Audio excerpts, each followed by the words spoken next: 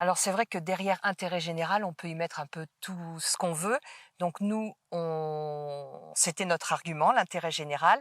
Les politiques et le promoteur aussi. Mais il y a l'intérêt général réel et puis l'intérêt des promoteurs et peut-être l'intérêt des élus dans un mandat, avoir fait construire un centre commercial. Peut-être que c'est une façon de se la péter, je ne sais pas. Mais en tout cas, ils réfléchissent pas sur l'incidence que ça peut avoir sur leur cœur de village.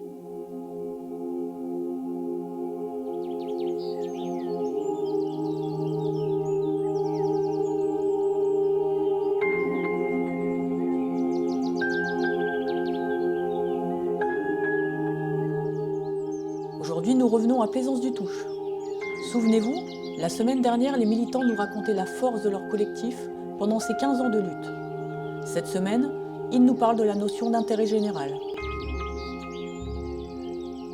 J'étais assez impliqué sur les assos, sur l'environnement, sur les luttes sociales, ou trucs comme ça, et du coup un peu aussi dans tout ce qui était un peu sur la désobéissance civile et sur ce genre de pratiques. Et à un certain moment, on s'est dit, mais avec Val Tolosa, là, il faut qu'on fasse des trucs, il faut utiliser un peu ces techniques-là aussi avec l'asso, et du coup je me suis rapproché de l'association. Je peux apporter peut-être des choses qui n'étaient pas forcément présentes dans le collectif à ce moment-là. Le collectif a accusé le coup parce que des gens qui leur étaient très chers avaient disparu.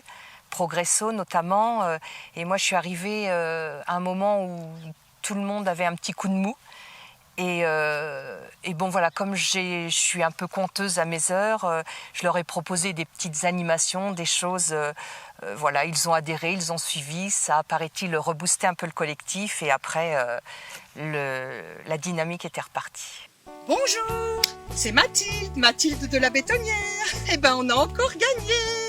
Et pour l'occasion, le collectif Non à Val Tolosa voudrait remercier Nicolas Hulot pour son soutien discret mais efficace en juillet 2017.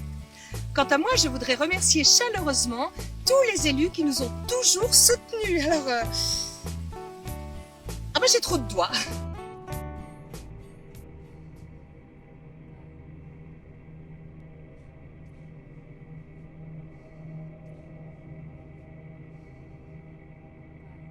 Ça, c'est du Carrefour. Voilà à quoi ça ressemble. Avec des rondes de camions. Hein. Tu les as là, t'as l'entreprise, elle est là, et voilà, t'as tous les quais de déchargement. Ça, c'est la Ménude, hein. c'est la zone d'activité, c'est Plaisance. Hein. Tu vois, ça a déjà été bien loti. Finalement, les 40 hectares de terrain vierge, aujourd'hui, c'est presque la verrue verte, quoi. En fait, c'est-à-dire que le territoire, c'est comme du gruyère. Hein. Pratiquement, il y a une multitude, surtout ces dernières années, depuis les 20 dernières années. C'est non pas qu'il n'y en avait pas avant, mais il n'y en avait pas autant. Et d'une part, il n'y en avait pas autant, et puis d'autre part, donc, il y a pas mal de citoyens qui commençaient à en dire « ça suffit comme ça ». Donc c'est sur tout ce qui concerne le bétonnage, les nuisances sonores, et tutti quanti, quoi. Donc il y a des personnes qui sont quand même saturées de ça. La manière dont ça se passe, c'est-à-dire qu'on ne prenne pas en compte leur réalité dans la réalité des projets, quoi. Voilà, c'est surtout ça, quoi. Il y a une dissonance là. Et en tout cas, ils réfléchissent pas sur l'incidence que ça peut avoir sur leur cœur de village. Et ils n'écoutent que les arguments des promoteurs. Parce qu'on écoute quand même plus facilement un politique ou quelqu'un qui a fait des études en costume gris et cravate noire. Ça impose davantage que des gens un peu fous qui pensent être légitimes et pouvoir combattre le deuxième promoteur au monde des centres commerciaux.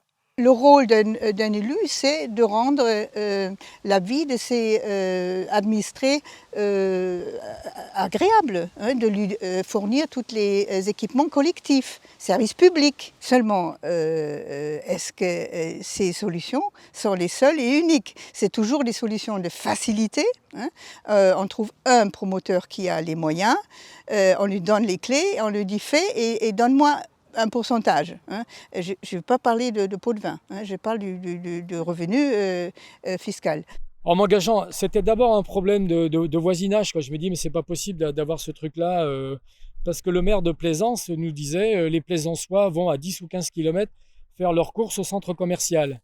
Et dans les documents, on voyait que la zone de chalandise, pour le promoteur, c'était 800 000 habitants. C'est tout ce qu'à une demi-heure de route. Donc j'ai dit là, il y a un mensonge. Le maire nous dit c'est pour mes administrés. Le promoteur dit moi c'est toute l'agglomération toulousaine et un peu le Gers que je vise. On nous a dit que ce serait fluide, 4000 véhicules jour, ça pouvait passer. Alors que quand on tractait, nous on était ravis parce que les voitures sont toujours à l'arrêt à cet endroit-là, ce qui nous permet de tracter sans danger. Donc avec 4000 véhicules en plus, c'est juste impossible. Et ils n'avaient fait aucune analyse sur les pertes d'emplois aux alentours. Et le pire, c'est que ce centre commercial allait contrarier d'autres centres commerciaux autour. Donc c'était pas de la création d'emplois, c'était simplement du déplacement d'emplois. Ils ne veulent pas d'un centre commercial dans l'ouest toulousain et l'ont bruyamment fait savoir. Une manifestation a réuni beaucoup de monde aujourd'hui contre le projet Val Tolosa. Le reportage de Christine Ravier et Denis Tanchereau.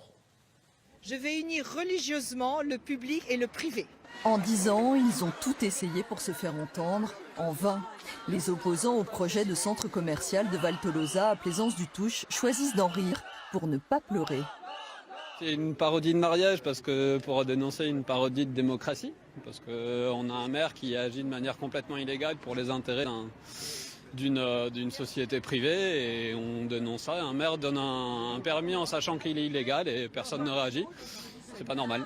Par les décisions juridiques qui étaient prises, on a dû apprendre à aller, et notamment contre les gendarmes, et donc avec tout le truc de nous on sait qu'on est légitime et qu'on arrive, même juridiquement, on avait raison juridiquement et on le savait déjà parce que du coup il y avait déjà eu des décisions qui allaient dans notre sens, mais voilà, qu'est-ce qui se passe quand il y a une préfecture qui décide de ne pas tenir compte des avis rendus par la justice, qu'est-ce qui se passe quand il y a une mairie qui décide de ne pas tenir compte que quand un permis de construire est annulé, c'est pas grave, on redonne un permis de construire et puis le temps que il soit annulé, qu'est-ce qui se passe? Nous on doit se retrouver sur le terrain, du coup on doit se retrouver contre les gendarmes et à leur expliquer que en fait c'est la préfecture qui respecte pas les trucs, donc ça c'est tout un travail, mais du coup on l'apprend quoi.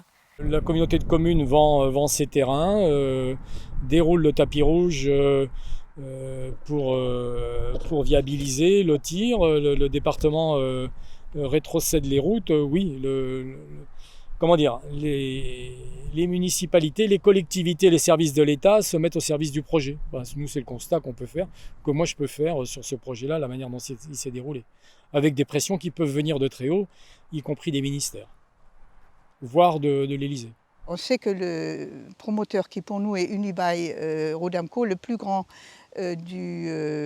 européen, voire deuxième aujourd'hui mondial de l'immobilier commercial, a toujours eu d'excellentes relations avec les présidents. D'ailleurs, dans notre cas précis, je peux le dire, c'est connu, quand nous avons eu la bonne surprise que le permis de construire allait trouver un écho favorable auprès de la cour d'appel, à savoir qu'il allait être retoqué. Le promoteur, qui savait que dans une semaine il allait avoir ce jugement, a convoqué d'urgence à l'Élysée, a été convoqué une réunion avec les élus d'ici, le préfet, les représentants du Unibail, pour nommer un médiateur et essayer de nous amadouer et de trouver une solution. À l'Élysée.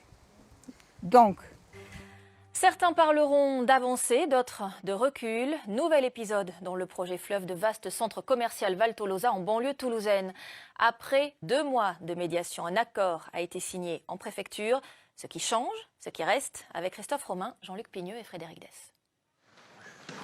Cette signature, c'est en quelque sorte l'acte de renaissance de Val Tolosa, la fin d'un feuilleton vieux d'une quinzaine d'années. Le projet de centre commercial sur le plateau de la Ménude, à Plaisance-du-Touche, a connu de nombreux faux départs. La nomination d'un médiateur par l'Élysée en janvier semble avoir aplani les antagonismes. Le centre commercial, c'est 15 ans de combat, ou 12 ans de combat. La Ménude, c'est 25 ans de combat. C'est une volonté de faire du plateau de la Ménude une zone de vocation stratégique pour l'Est toulousain. Nous ne sommes pas des grands procurateurs. Nous avons fait évoluer le dossier grâce à la médiation que nous avons demandée. Et donc, c'est un dossier qui est acceptable aujourd'hui. Je pense clairement que pas mal de responsables politiques n'ont pas intérêt à ce que ça change. Donc on ne développe pas l'esprit critique des gens, on n'apprend pas aux gens à avoir des avis différents, à les exprimer, à s'opposer, à désobéir. Enfin, moi je pense qu'on devrait vraiment apprendre à désobéir beaucoup plus, parce que je trouve ça inquiétant qu'on n'apprenne pas plus de l'histoire. Vichy avait fait des lois, les lois n'étaient pas légitimes. Enfin, les gouvernements d'aujourd'hui peuvent faire des lois qui ne sont pas légitimes et on devrait s'y opposer si on pense que qu'elles sont pas bonnes. C'est vrai que grâce à Tanguy, on est allé au-devant des camions, des engins de chantier, on a réussi à tenir une petite ZAD, c'était à la bonne franquette, je dirais presque. C'était un plaisir, on était soutenus. Là, maintenant, je pense que j'aurais peur et c'est justement ce qu'il ne faut pas faire. Mais à côté, la pression est telle que lorsqu'on est activiste, lorsqu'on est légitime, on est persuadé de ce que l'on porte, eh bien, on n'est pas loin d'être considéré comme des terroristes. Et je pense que c'est pourtant important de tenir, mais c'est de plus en plus difficile. Effectivement, 99% de ces dossiers passent très facilement par méconnaissance, ignorance, passivité d'une majorité de citoyens. La plupart du temps, ça passe comme une lettre à la poste, sauf quand il y a un petit groupe de citoyens qui dit non, je comprends pas, je suis pas d'accord et non, on va pas laisser faire.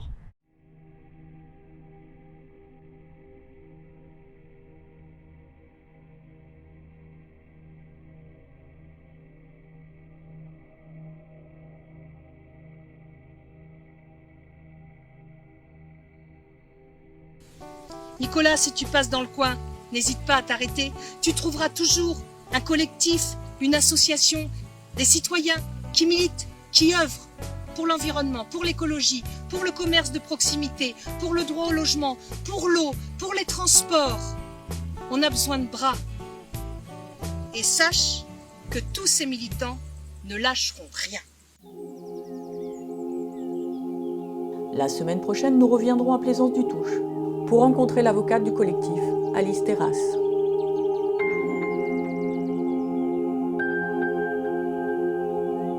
Si vous aussi vous souhaitez vous engager contre un projet inutile et imposé proche de chez vous, n'hésitez pas à aller sur le site de reporter.net. Celui-ci a réalisé avec l'ONG de mobilisation citoyenne Le Mouvement et l'équipe de vidéastes de Partager c'est sympa, une carte interactive des luttes recensant plus de 300 projets inutiles et imposés en France.